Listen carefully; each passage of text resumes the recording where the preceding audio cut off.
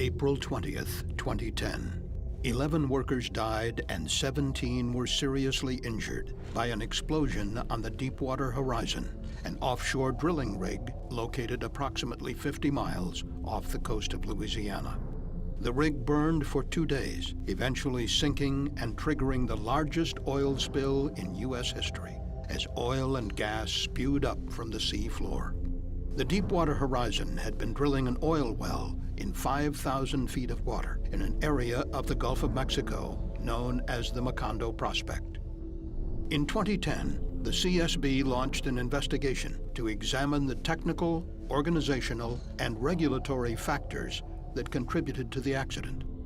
During the investigation, the CSB made new findings about why a key piece of safety equipment, the Deepwater Horizon's blowout preventer, failed to seal the well during the emergency. These new findings help explain why the accident was so devastating, and the CSB cautioned that other blowout preventers currently in use could fail in similar ways. Drilling an offshore well involves creating a pathway between the drilling rig and oil and gas reservoirs trapped beneath the sea floor. A deep hole, or well bore, is drilled through layers of subsea rock and sediment. These rocky layers can contain trapped water, crude oil, and natural gas under pressure. An unplanned flow of these well fluids into the wellbore, known in the industry as a kick, can be dangerous. Without careful management, a kick can lead to a blowout, the uncontrolled release of flammable oil and gas from the well.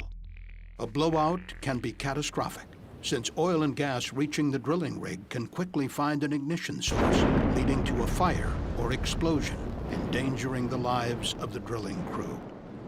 To prevent kicks, drillers pump a dense slurry called drilling mud into the well, creating a barrier between the undersea oil and gas and the piping that leads to the rig. If this mud barrier fails or is somehow removed, the safety of the drilling crew depends on a critical piece of equipment located on the sea floor called the blowout preventer, or BOP. The BOP is a complex electrically and hydraulically powered device that is essential for controlling the well and, in an emergency situation, preventing a disaster on the platform high above on the sea surface. The BOP is connected to the rig by a large diameter pipe called a riser. If a kick occurs, the blowout preventer is designed to prevent flammable oil and gas from traveling up the riser to the drilling rig. This is done by sealing the area around the drill pipe, known as the annular space. To do this, the crew can manually close pipe rams and donut-shaped rubber devices known as annular preventers. If those devices should fail to work, the last resort is a pair of sharp metal blades which form a blind shear ram designed to cut the drill pipe and seal the well. The blind shear ram can be activated manually or by automated emergency systems. At approximately 8:45 p.m. on April 20th, 2010, a kick occurred in the Macondo well. Oil and gas entered the well bore undetected, eventually passing above the blowout preventer and traveling quickly up the riser toward the Deepwater Horizon and the 126 people on board. Just after 9:40 p.m., drilling mud, forced upwards by the rising oil and gas, suddenly blew out onto the rig. Crew members responded by closing the upper annular preventer in the BOP. However, this did not seal the well as intended, and flammable oil and gas continued to flow into the riser toward the rig. Next, the crew closed a pipe ram. This successfully closed the annular space and sealed the well, but tragically this proved to be only a temporary fix. Oil and gas that were already above the pipe ram continued to flow inexorably toward the Deepwater Horizon. At approximately 9:49 p.m., the flammable hydrocarbons found an ignition source, and the first explosions shook the Deepwater Horizon. As the oil and gas escaped the riser onto the rig, the pressure dropped in the annular space above the pipe ram. But at the same time, the pressure in the drill pipe climbed substantially. The drill pipe was closed at the top, but oil and gas continued to flow in from the reservoir below.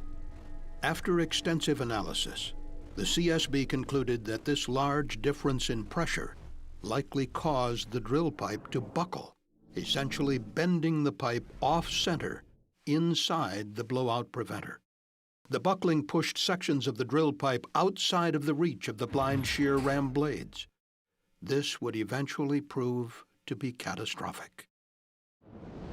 With the drill pipe buckled, the explosion and subsequent loss of electrical and hydraulic power from the rig likely activated an automated system on the blowout preventer known as the AMF deadman, which closes the blind shear ram and cuts the drill pipe. This emergency system is designed to activate when electric power, hydraulic pressure, and communications from the rig have been lost.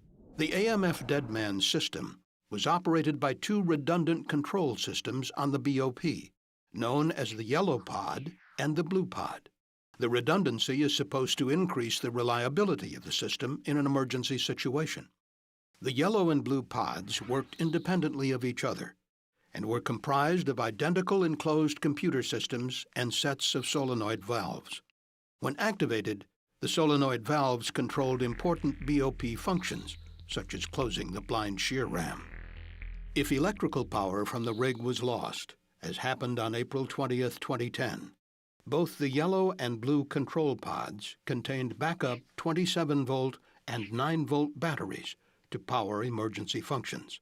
The 9-volt batteries powered computers that would activate the solenoid valves, which were powered by the 27-volt batteries. However, evidence indicates the blue pod had been miswired at some time before the BOP was lowered onto the seafloor. This caused the pod's 27-volt battery to drain and made it impossible to operate the solenoid valve for the blind shear ram on the night of the accident. And within the redundant yellow pod, the solenoid for the blind shear ram had been miswired. The solenoid valves were controlled by two coils of electrical wire. These two coils were designed to work in concert, generating a magnetic field strong enough to operate the valve. But within the miswired solenoid valve, the two coils actually opposed each other, leaving the valve paralyzed. Only a third unplanned failure allowed the yellow pod to operate. On the night of the accident, one of the 9-volt batteries that powered the solenoid valve's computer had failed. As a result, the affected computer system could not initiate the command to energize the miswired coil. Had both coils of the miswired solenoid valve been energized, the two coils would have generated opposing forces on the valve. The solenoid valve would have remained closed, and the blind shear ram would never have been closed. However, the failed battery rendered one coil inoperable, and most likely allowed the other coil to open the solenoid valve by itself. This in turn initiated closure of the blind shear ram. This should have cut the drill pipe and sealed the well, greatly reducing the impact of the accident. But because the drill pipe was buckled and off-center inside the blowout preventer, it was trapped and only partially cut. With the failure of this last-ditch measure, there was nothing left to stop the massive oil spill and the destruction of the rig. During its investigation, the CSB identified a mechanism that likely caused the drill pipe to be buckled around the time of the explosion. This mechanism is called effective compression. Although effective compression had previously been noted as a hazard in other drilling operations, it had never been identified as a problem affecting drill pipe during well operations. Effective compression occurs because although pipe may appear to be perfectly straight, in fact it has minute bends and irregularities, invisible to the naked eye. Along these bends, the side of the pipe that is curved outward is slightly longer and has more surface area than the other side. When there is a large difference in pressure between the inside and outside of the pipe, as happened on April 20th, 2010, the longer side of the pipe experiences a larger bending force. Eventually, this force can become great enough to buckle even heavy pipe. This is an important finding, CSB investigators said, because the same conditions of differential pressure could occur at other drilling rigs, even if a crew successfully shuts in a well. The CSB warned this could make existing blowout preventer designs less effective in emergency situations. In the case of the Deepwater Horizon accident, the buckled drill pipe prevented the blind shear ram from sealing the well. Oil and gas from the well flowed out of the buckled drill pipe and into the Gulf of Mexico for 87 days. A reported 5 million barrels of oil eventually spilled, causing one of the worst environmental disasters in United States history.